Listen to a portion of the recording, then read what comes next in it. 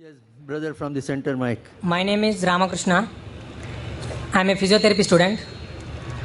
My question is, what is the need of Allah to create Adam and Eve and this total universe? What he will get from this? And my second question is, everything is created by someone. So even God must have been created by someone. What is the meaning of Allah? Brothers asked three questions. The first question, why did God create Adam and Eve and what was his reason to create all this world and humankind? Allah subhanahu wa ta'ala created Adam and Eve, may peace be upon them both, so that the humankind could come. They were the great-great-grandparents.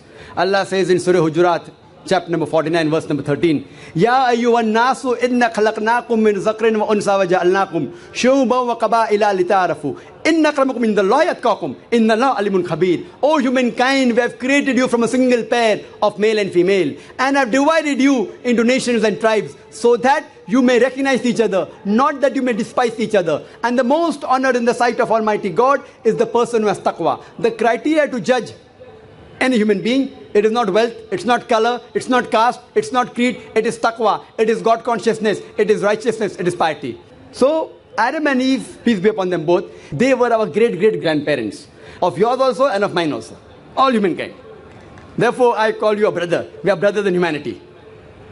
Allah says, Ya you are nas, O humankind. And Allah says in Surah Isra, chapter number 17, verse number 70, وَلَقَدْ كَرَّمْنَا بَنِي آدَمَ. Almighty God has honored all the children of Adam. Whether they are born in India, USA, UK, born in a Hindu family, or a Muslim family, or a Christian family, Allah says He has honored all the Bani Adam. If you are a human being, Allah has honored you. Whether your name is Zakir, Abdullah, Ramu, Shankar, if you are born as a human being, Allah has honored you. Now coming to the question, why has Almighty God created the human beings? Allah has created the human beings because Allah says this is one of His best creation. All the other creation of Allah subhanahu wa ta'ala, they obey Him. We have the angels. Whatever Almighty God says, the angels obey Him directly. They have no free will. The human being is the creation of Allah subhanahu wa ta'ala, which has a free will. We can either obey Him or disobey Him. So Allah has created such a creation. We are one of His best creation and the best of forms. But we have a choice of either obeying God or disobeying God. If we obey God, we will go to Jannah, we will go to Swarg, we will go to heaven. If we disobey Him, we will go to hell, we will go to Nark. So, this is a test for the hereafter. Allah says in Surah Mulk, chapter number 67, verse number 2, Allazi khalaqal mauta wal hayata. It is Allah who has created death and life to test which of you is good in deeds. So, this life is a test for the hereafter. So, Allah has created the human beings, and Allah says in Surah Dhariyat, chapter number 51, verse number 56, وَمَا خَلَقْتُ الْجِنَّ وَالْإِنسَ إِلَّا لِيَعْبُدُونَ. That we have created the jinn and the men not but to worship Him. So we are supposed to worship, obey the commandment of Allah subhanahu wa ta'ala. So this is a different creation of Allah subhanahu wa ta'ala, which has the free will of even going against Allah subhanahu wa ta'ala or obeying Him. All the other things, the stars, the trees, the mountains, the Quran says they do sajda to Allah subhanahu wa ta'ala, they prostrate to Him, they obey Him. We have a free will. Now when Allah has given a free will, with the free will if we obey Him, we become higher than the angels. With the free will if we disobey Him, we become the partners of the devil. So He's created us for the test for the hereafter. Coming to your second question. Everything has a creator. Who created? God. If anyone says everything has a creator, it is a wrong statement. Every created thing has a creator. The definition of God is He is uncreated. The moment you say who created God, He's not God. The definition of God is He is uncreated. Suppose a person comes and asks you that, brother, my friend John, he was admitted in the hospital. He gave birth to a child. Can you guess, was it a girl or a boy? Can you guess? Try it out. Guess. Can't guess. Why? Can you on the microphone?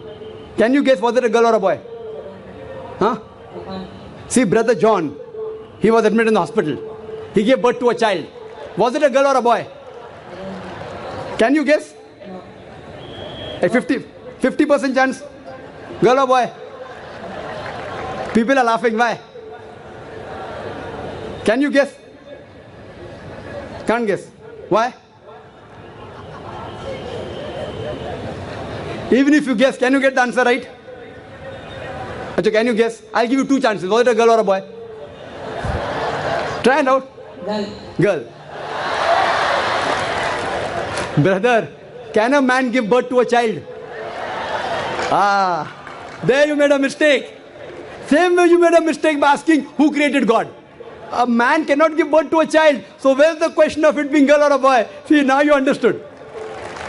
Now that's good, brother. So it was a man cannot give birth to a child. So where's the question of a girl or a boy? So when you're asking who created God, God by definition, Allah by definition is uncreated. The moment you say who created Allah, He's not Allah. وَلَمْ يَقُلْ لَهُ كُفُوًا أَحَدٌ. There's nothing like Him.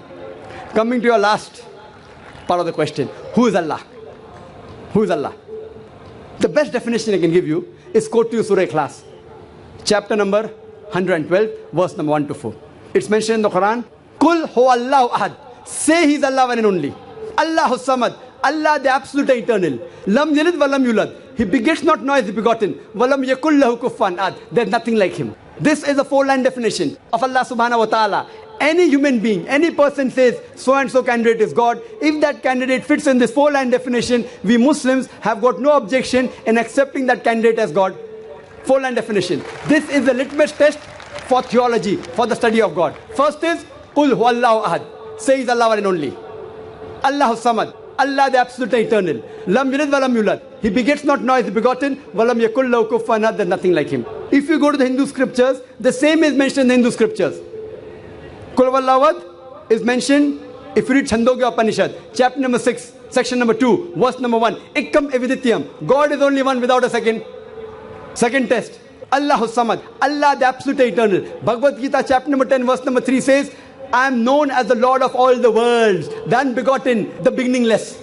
Third test, Lam yalid wa lam yulad. He begets not nor is he begotten. It's mentioned in the Shvetasvatara Upanishad, chapter number 6, verse number 9. Nachasya kasij, janita na chadipa. Of Him there are no lords. He has got no parents. Almighty God has got no father. He has got no mother.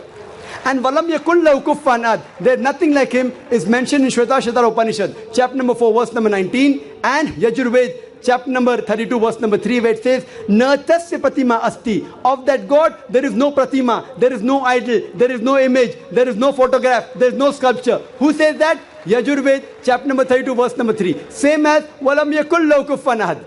So any person saying so and so candidate is God, if that candidate fits in this four-line definition, we Muslims have got no objection in accepting that candidate as God. For example, some people say, Bhagwan Rajneesh is Almighty God.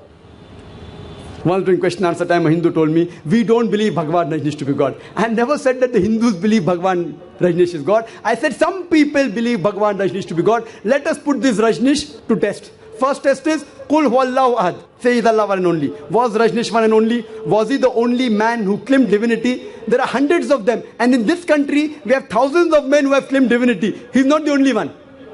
But Rajneesh Bhakti said, no, he's unique. Let's go to the next test. Allahu samad. Allah the absolute eternal. Was Rajneesh absolute eternal? We know from his biography, from his autobiography, he was suffering from asthma, from diabetes, from chronic backache. Imagine Almighty God suffering from asthma, diabetes, chronic backache. Third test, Lam yalid wa lam yulad. He begets not nor is begotten. Bhagwan Rajneesh was born in Madhya Pradesh. He had a father and mother. In 1981, he goes to America, USA, and he takes thousands of Americans for a ride. In the state of Oregon, he starts his center and calls it as Rajneeshpuram, his village. Later on, the American government arrests him and put him behind bar. Rajneesh says, the American government slow poisoned me. Imagine Almighty God being slow poisoned. In 1985, the American government kick him out of the country. He comes back to India in the same city, Pune, and he goes back to his center, which is now called as Osho Commune. And if you go to the Samadhi of Rajneesh, it is mentioned there on the Samadhi, Bhagwan Rajneesh, Osho, never born, never died, but visited the earth from the 11th of December 1931 to the 19th of January 1990. Never born, never died, but visited the earth from the 11th of December 1931 to the 19th of January 1990. They forgot to mention in Samadhi, he was not given visas to 21 countries of the world. Almighty God coming in this world to visit the world and requires visas to go to different countries. And the Archbishop of Greece said, if you don't remove Rajneesh out of this country, we'll burn his house and the house of his disciples. And the last test, Walam yakul lahu kufuwan ahad, is so stringent that no one besides the true Almighty God can pass. The moment you can compare God to anything, He is not God. Walam yakul lahu kufuwan ahad. We know Rajnish, like the human beings, had a beard, one nose, two eyes, 2 ears, 2 hands. The moment you can compare God to anything in this world, He is not God. وَلَمْ يَكُنْ لَهُ كُفُوًا أَحَدٌ. If someone says Almighty God is 1,000 times stronger than Arnold Schwarzenegger. Might have heard the name of Arnold Schwarzenegger? Have you heard Arnold Schwarzenegger? The person who got the title Mr. World, Mr. Universe. The strongest man in the world, the strongest man in the universe. The moment you can compare God to anyone, whether it be Arnold Schwarzenegger, whether it be Dara Singh, whether it be King Kong, whether it be 1,000 times or 1,000,000 times, the moment you can compare God to anything in this world, He is not God. وَلَمْ يَكُنْ لَهُ كُفُوًا أَحَدٌ. There is nothing like Him. So this is a four-line definition of Allah subhanahu wa ta'ala given in the Quran. Whichever God you are worshipping, brother, put that God to the test of Surah Ikhlas. If that God passes, that is the true God. Otherwise, it's a fake God.